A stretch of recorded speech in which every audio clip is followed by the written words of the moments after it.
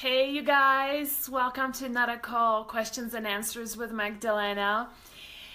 So today we decided, I actually asked my team, what do you want me to talk about? What are the questions we're getting a lot of email to us or posted on the page? And it became apparent that you pretty much unanimously, the whole team decided that when it comes to testing, asking about tests is really what a lot of people are struggling with. And so today I'm going to be talking about what tests can you order for yourself or ask your doctor to get them for you.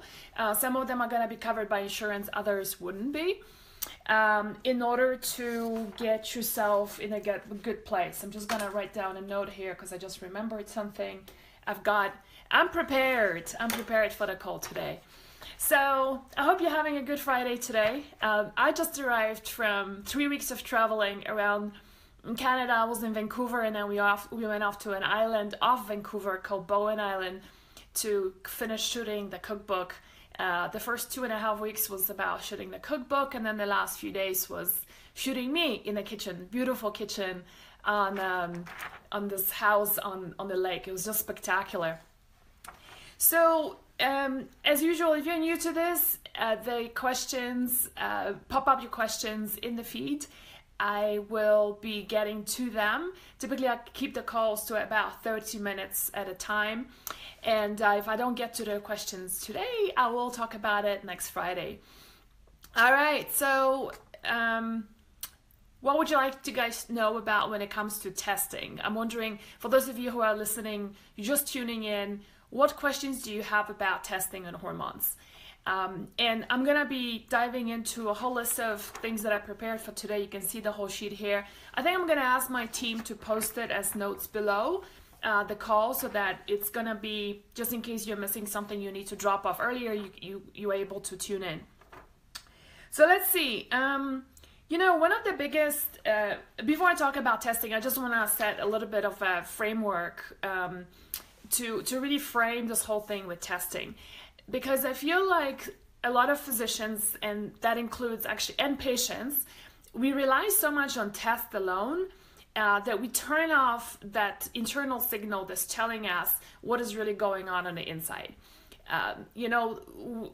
Western culture is a very rational, left brain based culture, and so a lot of times we tell ourselves, well, I'm so tired because I've got kids and I've got a job to do and I didn't sleep well last night and the weather has changed. And, so there's always this tendency of looking on external factors rather than really tuning in and saying what really is going on the inside.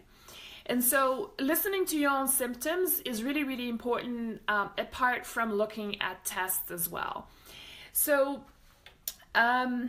a good physician, and again, I had a little bit of hesitation about doing this call about testing today because, when it comes to testing, first of all, you need to know how to interpret things, and it's really important then to work with a good physician. There's a couple of things you can do.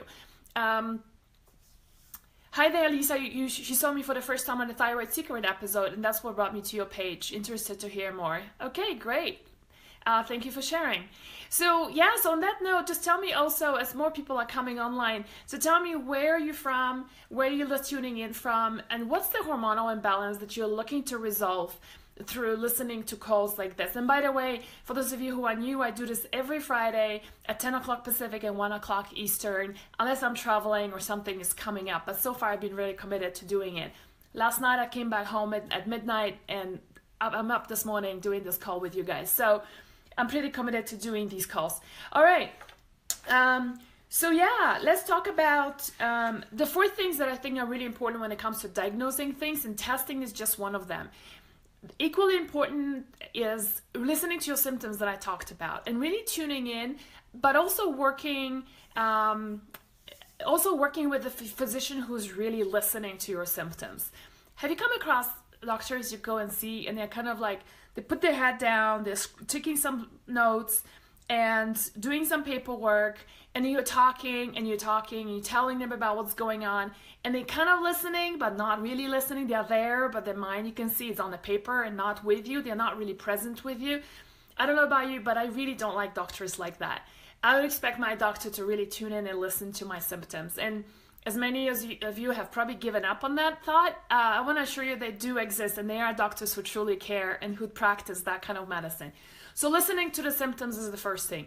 The second thing is, if you want to work with somebody and also just apply this to yourself, is looking at your health history. Meaning, you know, what's been happening in the past? How much stress has there been? Have you been exposed to toxic? Have you been having any toxic exposure? Somebody's asking about endometriosis. Hi, Jessica. And she's struggling with her estrogen imbalance. Okay, fibroids. Okay, so we have a lot of stuff. I will talk about testing for those as well. So today's call is about testing. For those of you who are new, I've talked a lot about estrogen dominance. My assistant Candy is going to be posting a link to all the previous calls that we did in the past that I talked about estrogen, so I don't repeat this on today's call. Let's talk about something new.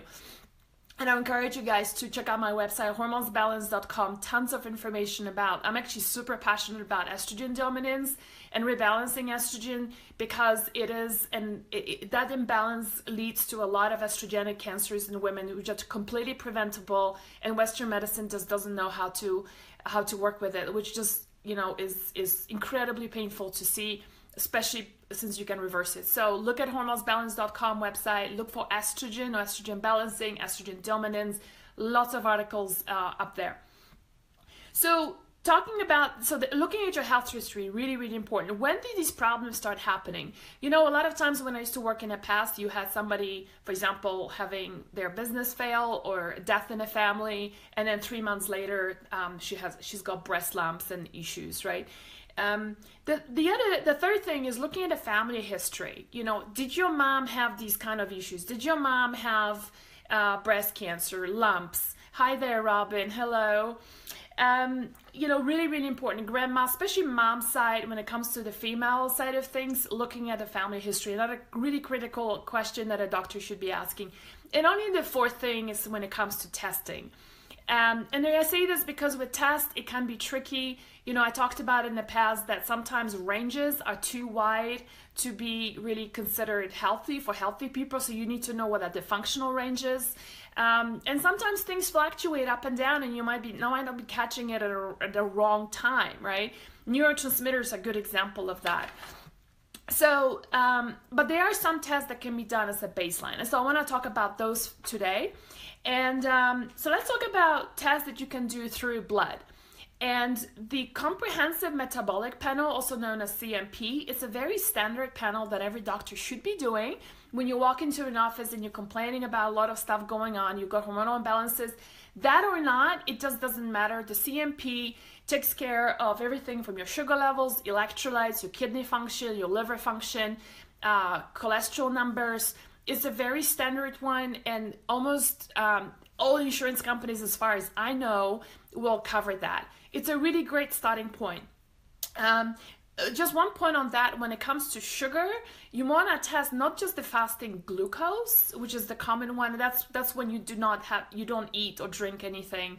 You don't drink, like coffee or anything stimulating that will mess up with your sugar levels. You go in to get it tested in the morning. So that's called the fasting glucose. Not always is it very accurate, and so I would encourage you to also test for something called hemoglobin A1C, HA1C, and that's a much better marker for sugar levels.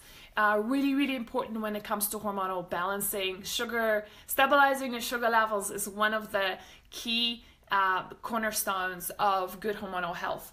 The other thing is you can do through blood, and every doctor should be really doing that for you, and you should be asking and assisting on it. Really basic one, vitamin D, gotta do it. Right, you know, doctors would like to see, the labs say that as long as you're above 30, you're good. Functional medicine says, no, you're gonna be above 60 in order to be considered in healthy ranges. And vitamin D is actually also a hormone, a steroid hormone. It is also a precursor for you to be able to have good bones. It works in conjunction with calcium, magnesium, and vitamin K2 for stronger bones. For those of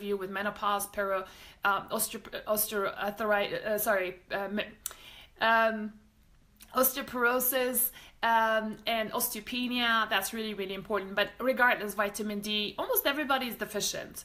The other one is vitamin B12, gonna do it, really, really important for, and so many people are deficient, especially the vegetarians and vegans. Vitamin B6 is another one you can ask for. The other two that are really important to ask for is ferritin, Ferritin, which is iron, but in a very specific form. Ferritin is the iron storage in your liver. And for example, the thyroid hormone that you're producing depends on the ferritin levels to be converted from the inactive T4 to the active T3. So having sufficient levels is key. Another one is zinc, very easily tested through blood as well. You know, just two things that come to mind right away. Zinc is super important for you to be producing progesterone. And many of you here have mentioned that you have problems with fibroids, you've got problems, you want to learn how to rebalance your estrogen levels. Well, guess what? Zinc is the precursor for producing progesterone. A lot of women are low on progesterone, and you've got to have a certain ratio of progesterone to estrogen in order to feel good, right? So zinc is another thing to test for. The one hormone that is okay to test through blood is the thyroid hormone. And we talked a lot, I think it was 2 weeks ago, about what are the tests to order for when it comes to thyroid. So I'm just gonna run through it quickly. It's TSH, is a complete range, is really important. TSH, which is thyroid stimulating hormone, is your free T4, is your free T3, is your TPO antibodies, and anti-TGB antibodies. If this is all going too fast for you, wait till the replay is available in an hour or so, and then play it back and take notes. Also, certain hormones, things like luteinizing hormone and the follicle stimulating hormone, also known as LH and FSH, typically measured when somebody's going through perimenopause and menopause. Good hormone to look at. If it's elevated, it typically means you're headed that way. And for women who are trying to get pregnant, can't get pregnant, that's also a time to measure those. These are also good to do through blood. These are called peptide hormones. That's all great. Where I see a lot of problems coming up is when doctors test for steroid hormones. I'm going to talk about this in a second, through blood, and then, you know, you walk into the office, to the clinic, and you go like, I've got terrible PMSs, I'm bloated all the time, I'm losing my hair, you know, I'm forgetting things, right?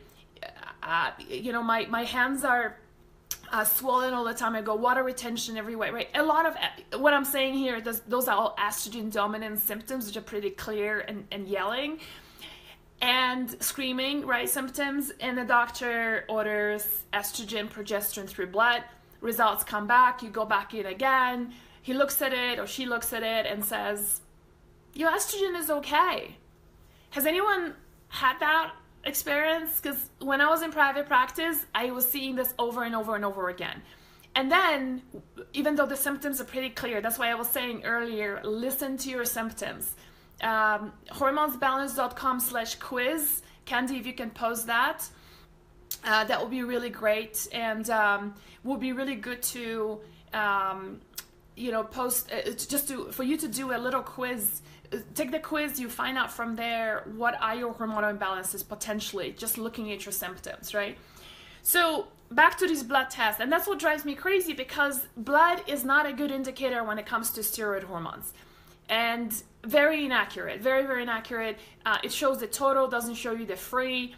It's best to either do it through urine. There's technology today to test through urine or through saliva. Saliva is kind of it's not my favorite anymore. I used to do this through saliva because urine wasn't available. We've got great testing today that's available, and I want to talk about that. So for your steroid hormones, it means cortisol, which is your stress hormones, estrogen, another steroid hormone, progesterone, DHEA, testosterone. Those are the 5 hormones that you want to get tested through either saliva or urine, preferably urine. And you will see a very different picture. The reason why I like urine, and I'll tell you about the lab in a second, is because it also shows you the metabolites of these hormones. As we're learning more and more about our hormones, it's not just estrogen that is a problem, or because it's too low, it's too high. It's incredibly simplistic way of looking at things. First of all, there are 3 different types of estrogens, and they all have a relationship with each other that we want to honor. And the other thing is that some of these hormones, some of these estrogens get further broken down to metabolites, and depending on how much you have of each metabolite, it can either make you very estrogenic in a bad way, or have enough protective estrogens that you're actually feeling good. So it's pretty complicated, and that's why you gotta work with a physician to help you interpret them. But I'm just putting it out there that you can order them yourself. You wouldn't understand them when you get the results unless you spend a couple of days watching their videos and getting on top of things, which, if you wanna pursue that, that's great. So the name of the test is Dutch Test, like Holland, Dutch, D-U-T-C-H, test.com. Like I said, you can order it yourself. And or find a physician who can really help you interpret those. If you want help in finding somebody, email us to support@hormonesbalance.com, and our team will respond with a couple of suggestions for physicians who work remotely. You can order the test yourself, you pay for it, and then you just do a consult with them, and they'll help you interpret and figure out how to fix it through nutrition, through supplements, etc. Okay, so that's for urine testing. The other urine test that I like to do a lot is what's called organic acid test, OAT. A lot of physicians are beginning to really, really appreciate it, like it. OAT, I feel like, has really picked up about 3-4 years ago. It's really great for, excuse me, for people who have chronic conditions going on, who've done the basic things that I talked about just now, like you've covered the complete metabolic panel, you've got the thyroid numbers going, you've got the vitamins and minerals, you maybe done your hormones, and you still there's still things that are missing. And the organic acid test is kind of great because it gives you really a snapshot of your health in 70 different kind of markers. It looks at, for example, the bacterial and yeast infections that are going on the inside. Through these different acid tests that we are getting rid of, there's a lot of infections that this test is able to tell us. So it gives a really good indication for when you're looking at something chronically that's going on with someone. These deficiencies or infections are all being measured through the OAT. So that's a kind of awesome test. And there is actually a lab on the internet. You can order that test yourself, which is called labtestplus.com. So lab, L-A-B, tests, T-E-S-T-S, so plural, plus.com. And look for the organic acid test. It's right there. So that's for urine as a baseline. Before I go on, I want to tell you about a couple of other tests. But before I do that, I want to just share something with you guys, since there's more of you today on the call. I've committed, Marissa is saying, I've been having long period bleeds, 2 fibroids, also hypothyroid. I missed the rest of the question, sorry. So testing will be great, but also if you just, so how do you might be asking a question like, on one hand you're doing the testing, and on the other hand, like what do you do then, right? And I think it's a 2-pronged approach, that you can work with the physician on getting the understanding where this is all coming from, and then supplement if necessary. But I still believe that the biggest thing that you're putting in your body every day is food. You're gonna fix your food habits, your diet habits, right? I don't see that many great results people are having just by relying on supplements. So you get all these tests, you spend $1,000 on getting these tests, right? And then after that, and if you're still eating gluten, you're binging on sugar, you're living off coffee, right? All of that is kind of pointless to do the supplements when you don't take care of your diet. So for those of you who are new to this call today, check out my free workshop that's called How to Use Food to Rebalance Your Hormones. Candy, if you could post the link on the comments list, that would be great. cookingforbalance.com is the URL. Check it out, because I teach there how on a chemical level does food impact our hormones. It's actually quite spectacular what you can do to help yourself nutritionally, right? So use their tests, but also fix your diet at the same time. Your body's gonna love you for that. A quick note before I go on to more tests is, I'm here to support you guys, right? And, I make it a point every Friday I'm here. I just came back very late last night at 1 o'clock in the morning. I just flew in from Vancouver. It was like a 12-hour journey, believe it or not, with all the connecting flights and delays. And I'm here this morning showing up on this call to help you, right? Because that's my commitment to you. And I'm sure there's many of you who are either listening on replay or you're listening now who that these calls have helped you. You've done something, maybe the seed rotation, maybe you've done the workshop, maybe you've done the programs, and things have really moved forward for you. So, one of the things I love about this community is the support we give each other. And that's my way of supporting you, is to show up on these calls, whether I'm feeling like it or not. Like today was definitely something I'll be like, I would rather sleep in, but I'm showing up because I'm supporting you and I'm here as part of the community. So what I want to ask you of is, there is a woman called Denise Roguz. Denise was a co-founder at Thyroid Change. The fact that doctors don't know how to test for thyroid, so many women go underdiagnosed. Thyroid is a mess in this country when it comes to diagnostic tools. She set up a nonprofit about 7 years ago that was helping us patients to bring in to the doctors, tell them exactly what to test for, but they were also having initiatives of educating doctors why relying only on TSH alone was not good enough. And Denise developed Lyme disease. And she has been so debilitated to the point where she's lost all her money. She can't work anymore. Her husband left her. And she has never reached out to me for help. But I want to help her because she has gone through 7 years of hell. She has done every single modality that was possible in order to help herself with Lyme. And please do not make comments on solutions for Lyme because she's covered them all. I can tell you that if people start saying, oh, have you tried stevia and this and that? I mean, seriously. She's been doing this for 7 years, trying to help herself in every modality. And things just aren't working for her. The thing that she wants to do is stem cell therapy, which has been showing a lot of really great results for Lyme case, difficult as hers is, in order to get her life back. It cost $28,000 to get that procedure done. She's never asked me for help. I offered her to help her raise those funds. I can't give her $28,000, but you know what? We have 156,000 people in this community. And so my ask of you is to put in $10 today. Candy, my assistant, is gonna be putting on a link there. I think it's bit.ly/help-Denise, help-Denise. I think that's the URL. Anyway, you see it. Can I ask you just to do that for us? Because really for $10 is, I think everybody has $10, no matter how broke you are. And I tell you one thing, if one of you is chronically ill and you need help one day, I'll do the exact same thing for you if that's gonna be something that's gonna be helping you, okay? So thank you for those of you who are participating. And if you don't have money, that's okay. I don't want to make you feel bad. But if you do have that $10, put that in. Okay. Let's see what else. Let's talk about a little bit more. Let me go back to testing, right? So somebody's asking about hair testing. I've heard two things. Can we write her a card too? Sure. I think so. Alex, I'm sure she would appreciate it.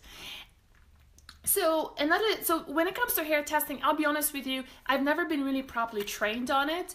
The reason why I never pursued it was because I've been told by a number of people I respect in the functional medicine paradigm that when for example, when toxicity starts coming out, that's when you start testing very high levels of heavy metals in the hair. And so because of that, and I have worked with a number of people who, have done the hair analysis and then they were given like $500 worth of supplements. They took the supplements, things didn't really work for them. And I've seen too many cases of that.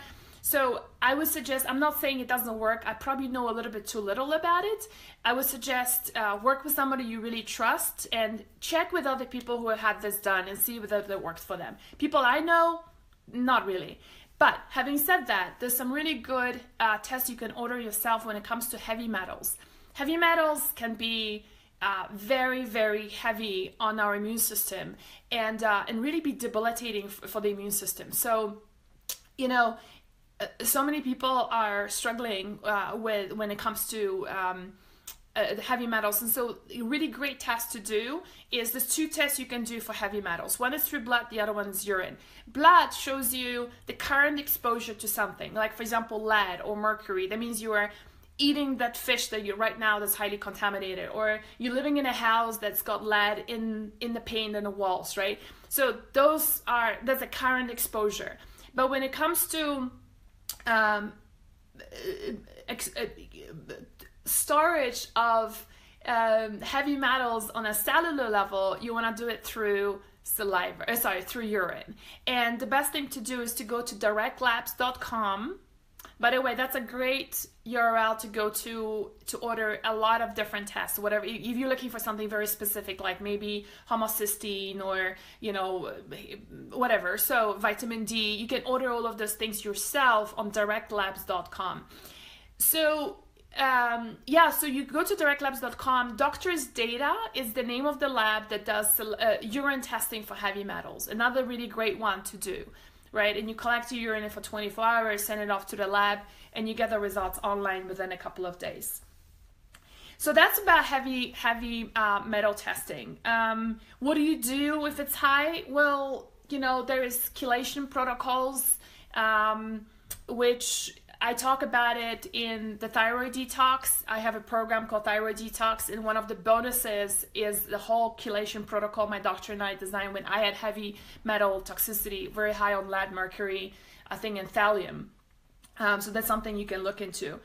Let's talk a little bit about saliva, because I get a lot of questions about can we test saliva? How good is saliva for hormone testing? You know, I would say a few years ago, when there was no urine testing from Dutch Test, I was testing through saliva because it was way better than looking at the blood when it comes to steroid hormones, right? Remember I was telling you just now, like how somebody comes in and says, oh, you know, my doctor says, oh, my hormones are fine, symptoms are screaming, estrogen dominance, and then we do the saliva testing, and actually we started seeing things. So, which were confirming estrogen dominance. So there's a couple of options, you know, and it's much easier to interpret that as well. You can work with your doctor who can order through Labrix or ZRT Labs, but you can actually order that yourself as well. If you go to Canary Club, so CANARY club.org, you can order these tests yourself, right, online. So that's about saliva, but I would really encourage you rather to go for urine testing when it comes to steroid hormones, and then work with somebody on getting those interpreted. Another one that's kind of cool to do, I think, is that's, I think, getting a lot of traction. You're going to be seeing much more of that, is the whole role of genetics and you know, in our health and nutrition, and the nutrition that we might need to change because of our genetics. So a great site to go to get the raw data is 23andme.com, right? And they don't do interpretation of data anymore. So the way to do this is safest estrogen for women during after. Yeah, so 23andMe will give you the raw data, and you would need to either work with somebody or go to sites like livewello.com, or there's one more lab that actually my friend just set up, and I forget the name. Something with Toolbox. Anyway, I gotta look it up and post it here so you know. Those are great labs that take the raw data from 23andMe, upload it to their service, and they'll tell you all about your tendencies, for example, of having low vitamin D, or having estrogen issues, or being a slow metabolizer, having an MTHFR mutation, right? A lot of this really great stuff will come from 23andMe. One thing I just don't want you to get caught up in is going, oh my God, I've got this gene for Alzheimer's, I have this gene for Hashimoto's, I have this gene for celiac. Genes are activated by your lifestyle and nutrition. You can turn them on and off. I'm going to be talking to who here knows Dr. Wahls, Wahls? Dr. Tammy Walls. She is the woman who was an MD who had multiple sclerosis, was completely debilitated, and reversed her MS with diet and lifestyle changes. Her it's not a him, it's a she actually. Dr. Walls is a she. Her talk on TEDx Med became the most seen TED talk in the medical space. And so I'm gonna be talking to her. I think the interview is scheduled for, I believe it's May. I'm gonna be releasing the interview because that's right, Terry Walls, MD. She is she's coming up with a new cookbook, so I'm gonna be helping her promote that. And she, one of the things she always talks about, I was just flipping through her book late last night. I was so pumped out when I arrived, like I couldn't sleep, so I was just like I just got the book, the galley, just flipping through the book. It's a great book, great book. And one of the things she talks about is how one of her missions today is to travel around the United States and teaching doctors about turning on and off your genes with nutrition. Revolutionary concept.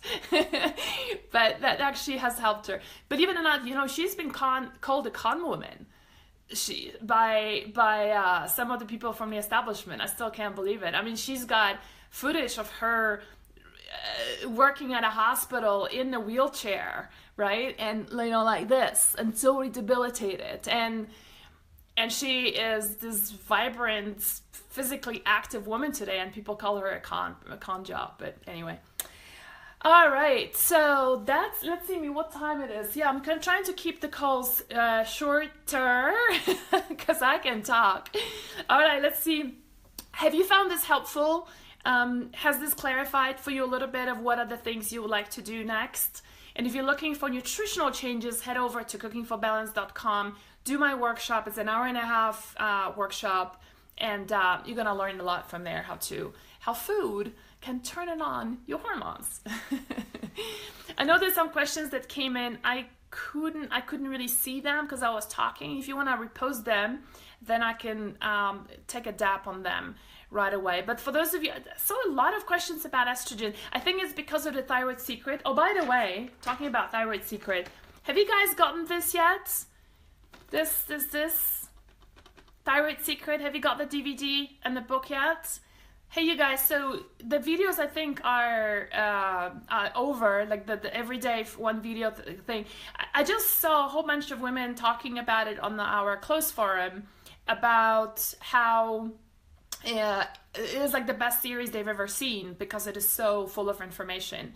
So, Kenzie, can you put our bit link for the Thyroid Secret on it here? Hey, you guys, I would suggest just get the thing, because get the whole DVD, watch it when you can in your own time, because that stuff is really awesome. And you know what? Or gift it to somebody who's been having the symptoms. That's another really great idea. For people who are, I talked about it a lot. People who are overweight, for no matter what they do, who are having problems with losing their hair like crazy, dry skin, feeling just blah all the time, right? For the nutritional guide, could you give the website address for your nutritional guide, please? Not sure which one you're talking about. Cooking for Balance is the free workshop that you can do. I'm not sure if that's what you're talking about. Yay, Amanda just got it this morning. Awesome. So yeah, so this is, and I feel like it's not just for thyroid, it's just a really great resource for anything, really. We have anything as in good health, right? So Isabella went around the country talking to a lot of physicians who are functional physicians, and so the information here is not just about the thyroid, it's just really all around, really awesome. I will send you the link, I'll post the link down below to the page where you can actually buy the program, buy the CD and the book and all that. By the way, her new book is fantastic. It really is. Is it true that estriol is the safest estrogen versus estradiol for women in menopause and postmenopause? Robin is asking. Yes, that is correct. Is there a link between hypothyroidism and estrogen dominance? There's a question from Christina.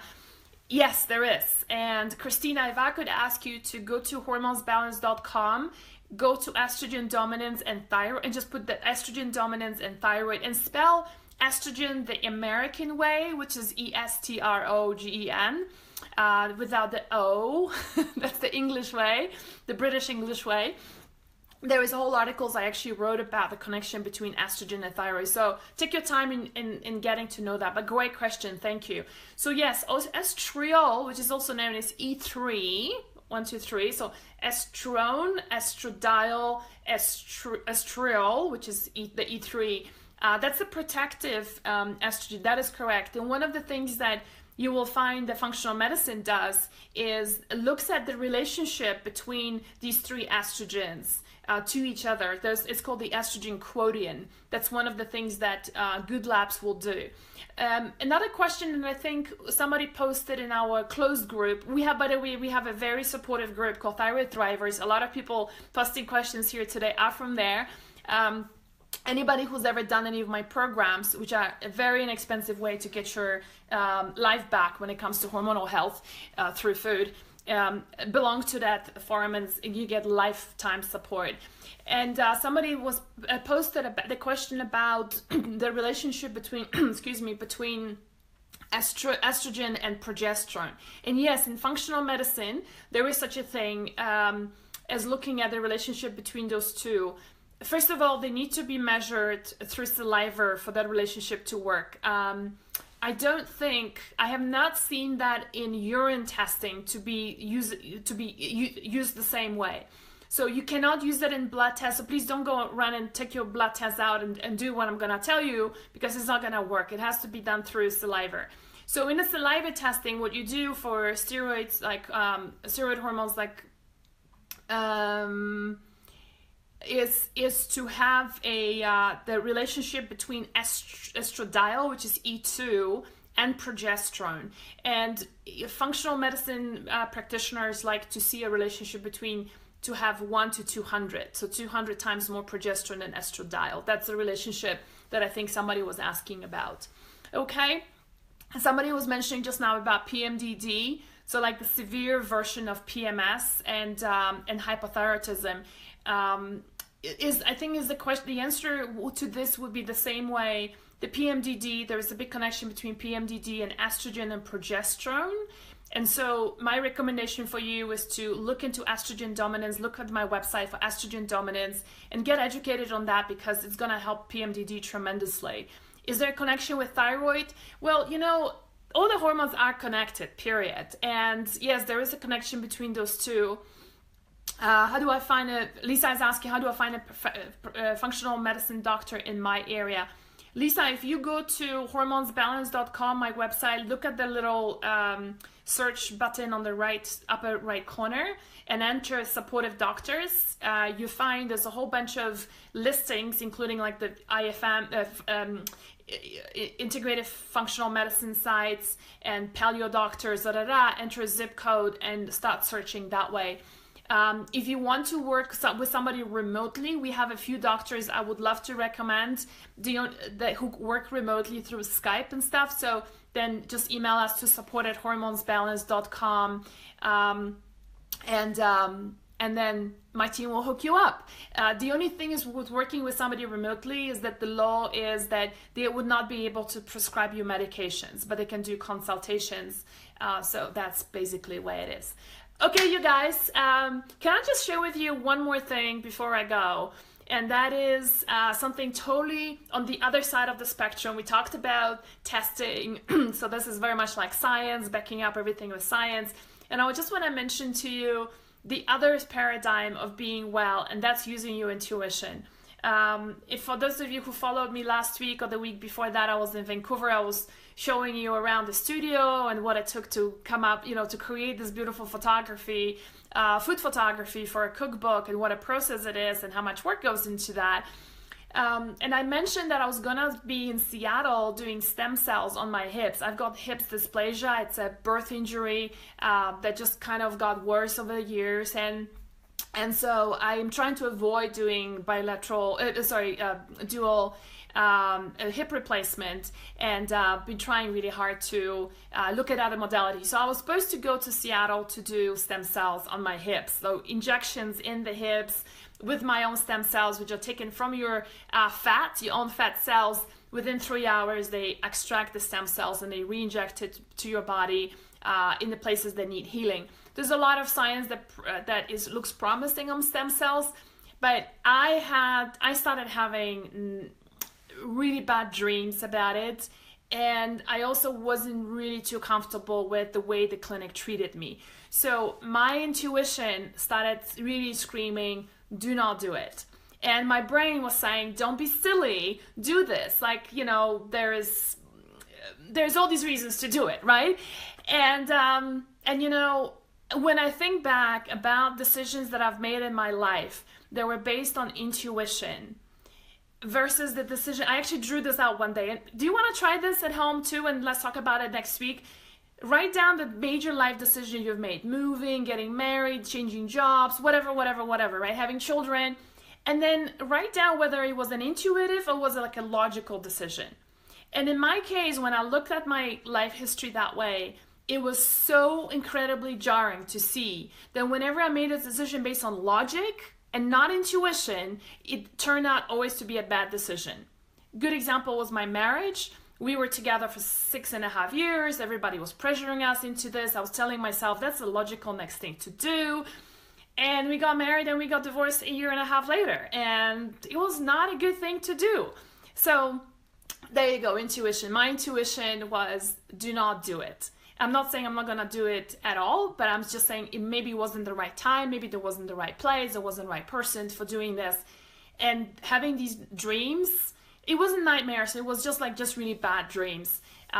It was a great indicator. So my intuition was come back home, do this call with you guys here today, and get back to writing my book, which I have to finish by April 1st, and have a really nurturing weekend instead. Okay, all right, you guys. Thanks so much for being here with me today. I will see you next Friday. If I haven't answered your question, I will print it out and take care of it for next Friday. Have a wonderful weekend. Do something that your intuition is telling you to do. And I'll see you then. Bye for now.